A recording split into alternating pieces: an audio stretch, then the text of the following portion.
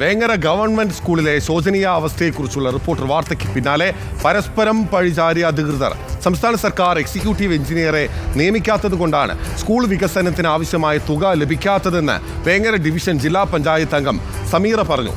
നിരവധി തവണ പരാതി നൽകിയിട്ടും നടപടി ഉണ്ടായിട്ടില്ലെന്നാണ് ആക്ഷേപം.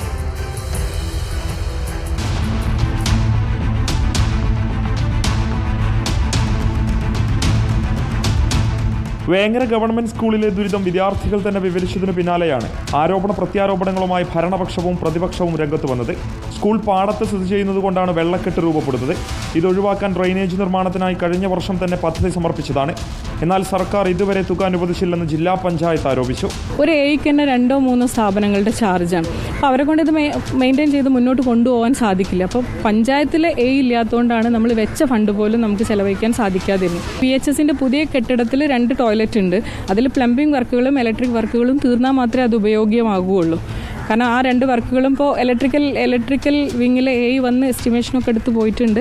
അതിൻ്റെ നടപടിക്രമങ്ങൾ കഴിഞ്ഞാലേ അത് പൂർത്തീകരിക്കാൻ പറ്റുള്ളൂ. പിന്നെ ഈ പറഞ്ഞ പോലെ 15 ലക്ഷം ടോയ്ലറ്റ് ബ്ലോക്കിന് വെച്ചിട്ടുണ്ട്. സർക്കാർ സംവിധാനങ്ങൾ പറയുന്നത് കേരളത്തിലെ സ്കൂളുകൾ ഹൈടെക്കാണ്, 5 സ്റ്റാർ അല്ലെങ്കിൽ സ്റ്റാർ ഹോട്ടലിനേക്കാളും മുകളിലാണെന്ന് പറയുന്നു. പക്ഷെ അതൊക്കെ പറയുമ്പോൾ ഒരു അവസ്ഥാ പഠനം നടത്തിയിട്ട് എങ്കിലും ഇത്ര ശതമാനമെങ്കിലും ഹൈടെക് ആയെന്നെങ്കിലും പറയാനുള്ളൊരു സാമാന്യ ബോധമെങ്കിലും സർക്കാരിൻ്റെ ഭാഗത്തുനിന്ന് ഉണ്ടാവേണ്ടതാണ്. സ്ഥലം MLAയുടെ സഹായം കൊണ്ടാണ് നിലവിൽ സ്കൂളിലെ കെട്ടിടങ്ങൾ നിർമ്മിച്ചതെന്നും സമീറ വ്യക്തമാക്കി.